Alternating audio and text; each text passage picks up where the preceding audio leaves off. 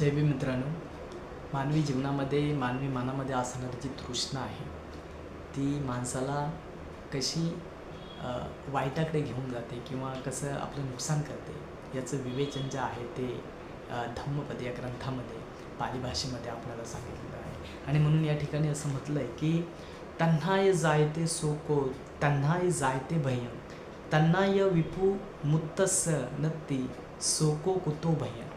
याचा अर्थ असा आहे मित्रांनो, तृष्णेमुळे शोक उत्पन्न होतो. आपल्या मानवी मनामध्ये असणाऱ्या ज्या तृष्णा आहे, जो हावरटपणा आहे, अजून अशा प्रकारची जी इच्छाशक्ती आहे ती तृष्णा निर्माण करते आणि त्यामुळे शोक उत्पन्न होतो. शोक उत्पन्न झाल्यामुळे तृष्णेमुळे पुन्हा भय उत्पन्न होतं. तृष्णेपासून जो मुक्त आहे त्याला शोक नाही किंवा त्याला भय नाही. आणि म्हणून जी व्यक्ती अशा प्रकारच्या तृष्णेवरती नियंत्रण ठेवते, अशा प्रकारच्या तृष्णेपासून स्वतःला लांब ठेवते, त्या व्यक्ती ज्या आहेत त्या जीवनामध्ये यशस्वी होतात, असं या ठिकाणी पाली भाषेमध्ये आपल्याला सांगितलं आहे. जय हिंद.